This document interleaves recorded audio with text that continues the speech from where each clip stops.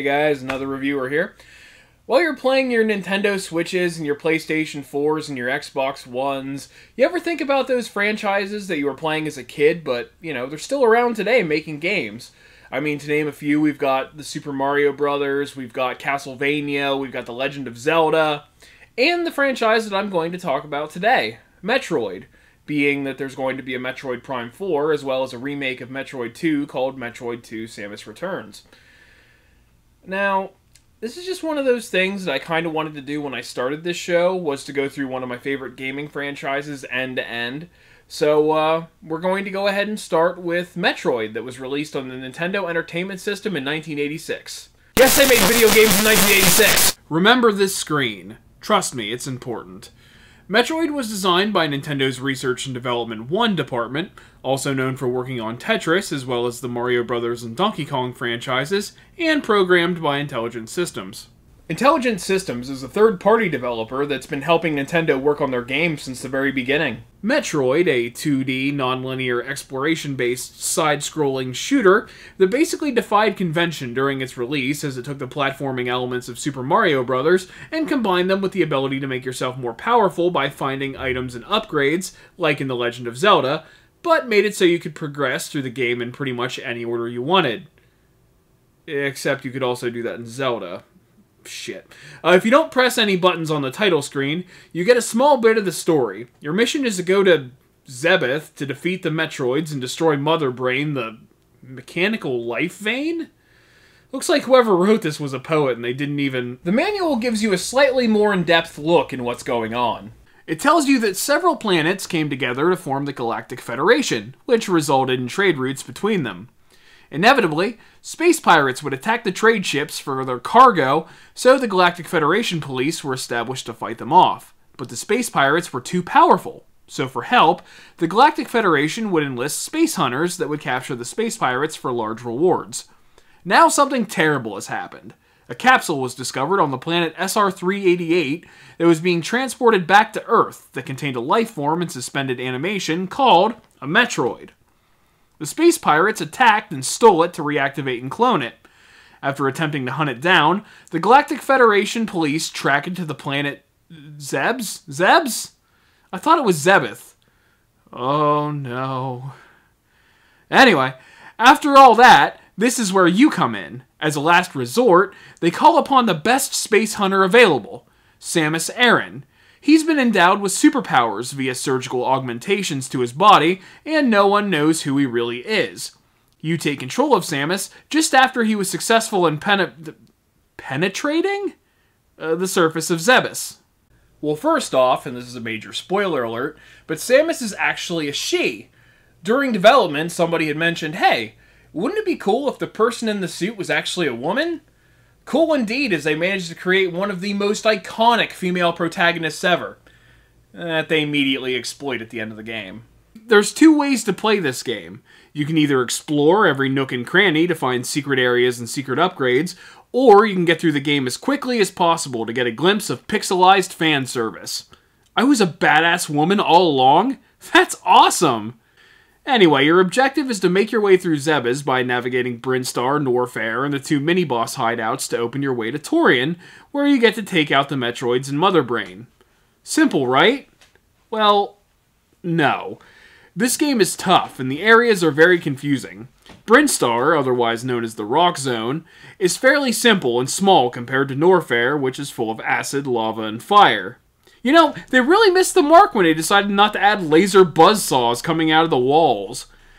There are boss battles with Kraid and Ridley, the two henchmen of Mother Brain, but they're incredibly easy, so there's really not much to talk about. The great part about all this is you can do anything in the game pretty much in any order you want. I mean, you can go through Brinstar and Norfair and pick up all the upgrades before you even think about fighting Kraid, or you can even fight Ridley first. The only thing you really have to do in any order is go through Torian last. The best part about all this is, no in-game map. Basically, the developers throw you into this huge, sprawling alien world, and they're just like, good luck, asshole, it's pretty much up to you now to figure out what to do. You start off gameplay with power armor, 30 energy, no missiles, and the short beam. Energy serves as your health, and you can actually have a max of 99 energy at this point. Thankfully, your power suit can absorb the energy of your enemies via energy balls some drop when they die. This allows you to regain your health easily, but as you increase your maximum energy with energy tanks, it gets more and more difficult to fill them all. Energy balls generally only fill 5 points of energy, while each energy tank increases your maximum energy capacity by 100, so it does take some time to fill. Some energy balls give you 20 energy, but they're quite rare and only drop from certain enemies. I found it easier to wait to pick up energy tanks until I absolutely needed to fill up my energy, as they're the only way to completely fill it right away. You can also pick up missile tanks that increase your missile capacity by 5. I'm not sure what else you'd expect them to do. The short beam offers a very limited range of attack. Fortunately, one of the first upgrades you find is the long beam, which allows you to shoot across the screen. Why they deemed it necessary to make this an upgrade and not something you just start with is kind of confusing to me, being you get it so early in the game and it's the only beam upgrade that's not replaced by the other beam upgrades. Even with the long beam, your range of attack is still limited, being you can only fire left, right, and up. There's no shooting down or diagonally, which makes falling down shafts especially dangerous, and until you're more adequately armed, you're better off avoiding enemies rather than charging at them head on. This game also lacks a crouch function, and with all the enemies that buzz around below your beam, and believe me, there are lots of them, you will find that being able to morph into a ball instead of crouching is a huge hindrance. The other two beams, the wave beam and ice beam, have to be picked up as you need them, as you can only have one or the other, but spoiler alert, even though the wave beam is so much more useful, they won't even let you in Taurian if you don't have the ice beam. You're also able to get upgrades to your power suit that enhance maneuverability, as well as giving you access to more places. The first one you get is the morph ball, called the Maru Mari, or the high jump boots. I'm sure you can guess what they do. You can increase your defense by picking up the Varia suit, or obtain more weapons to help you explore, or cut your way through your enemies like bombs and the screw attack, respectively. Unfortunately, the screw attack only really works when it wants to. I'm pretty sure my suit flashing means I'm screwing, and when I'm screwing, things should be dying. Video games don't make people violent. I don't know what you're talking about. The drop system in this game is kind of funny, as most times your enemies will either drop the thing you don't need, or nothing at all, more often than actually helping you. It just seems like at some points that when you're farming enemies for health and missiles, they just stop dropping things altogether, and you have to leave the room and come back in to continue filling your reserves. God fucking damn it. I'm sure you also noticed the password that appeared after I died. There's a password system in this game, though oddly enough, the Japanese version has a save system similar to The Legend of Zelda, but it just wasn't added to this version.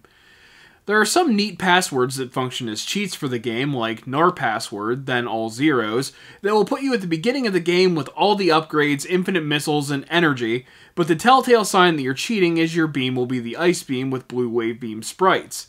It apparently stands for North American Region password and is basically the debug feature. You can also use the code Justin Bailey followed by all dashes to play as Samus without her suit with a few upgrades. The reasoning for this code doing what it does is a mystery. But as it turns out, it's not the only code that allows you to play as Samus without her power suit, so this implies it was a hidden feature that had to be found by putting in random passwords. There was one thing that happened when I continued after dying that seemed pretty odd to me.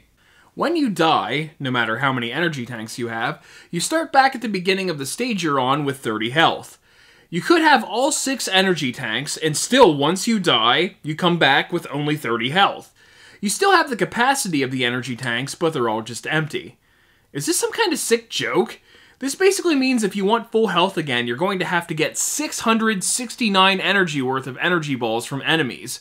Being they generally only give you 5 points each, that's 134 energy balls, assuming you don't get hit in the meantime, and most enemies don't decide to drop nothing. That's not tedious at all.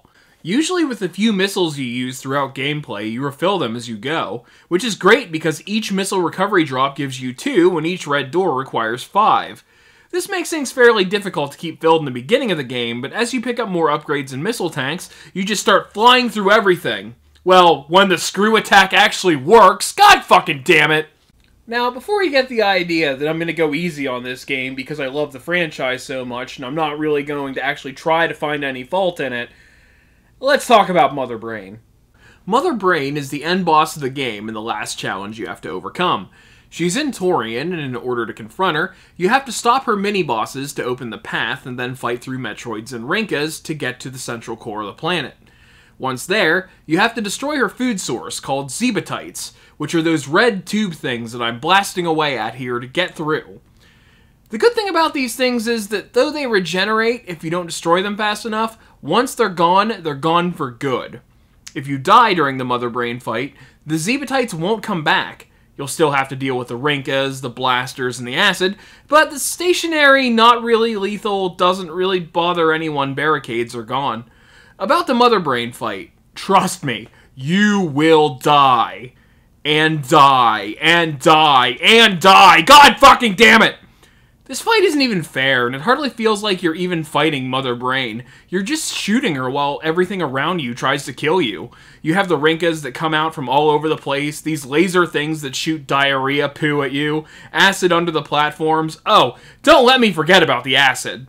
Now this game makes you feel like a pretty big badass as you're picking up these upgrades that are allowing you to just fly through enemies and blast them away, not have any difficulty getting through rooms, and just finding more and just keeping the power level going up. But then you get into Torian, where the game just shits directly into your soul. This is where you're reminded that this is a Nintendo game, motherfucker, and Nintendo games do not fuck around. They make you think you got shit figured out, and then the game just turns on you. There's only really two places you can stand. Right here on the edge of the Zebatite hole, staying as far away from the outside edge as possible, or on this platform, but you can only land hits on Mother Brain from there if you jump toward her, then land on the very edge of it so your hits register. Don't get knocked off though, because if you manage to get up there once, it'll be a pain in the dick to get back. But that's the least of your worries. When I said you have to stay away from the outside edge, I mean you really have to stay away from the outside edge. Because if you fall between it and Mother Brain, your fight is over. You have just fucked up. You might as well just reset and use your old password because you probably had more missiles anyway. It's a bitch to get out of here. If you manage to get on Mother Brain's ledge without taking damage and attempting to jump back to the other side of the Zebatite's opening, you'll likely just end up on the top of one of the turrets because guess what? You have the high jump boots, and you can't exactly just turn them off now, can ya? Oh, fuck. Jeez. Fuck, get back in the fuck! This battle is punishing. There's no comfortable way to do it. You're either hectically avoiding shit coming at you from all directions and taking every opportunity you can just to get a hit on Mother Brain, or you're going to fail. Okay, got Mother Brain on the screen, just gotta get on the platform. Ah, damn it! Alright, gonna try to get on the platform again here. Shit! Fuck! Oh! I'll just wail on her from right here. Fuck it. And, oh, fuck, that's it! I've had goddamn enough! It's fucking personal now, you stinky, slimy hunk of spiky think meat! Have at thee! This fight wouldn't be so bad if Mother Brain's hitbox wasn't recessed into her sprite. If you could see any part of her, you should be able to hit her, and I'm not just talking about her glass enclosure either. You can clearly see her on the screen, but I'm unable to damage her unless I get closer, which brings me into the very large, hard to avoid, and harder to escape, fucked zone. Once you finally get lucky enough to take her down, a timer starts to tick down as the self-destruct mechanism in Torian is activated. You essentially have to jump your way up tiny, repetitive platforms to an elevator out of Torian before it explodes. And with that, we've stopped Mother Brain from using the space pirates to clone a bunch of Metroids and take control of the galaxy. So with that, join me next mission when I review the Game Boy exclusive Metroid 2 Return of Samus. Thank you for watching, and goodbye.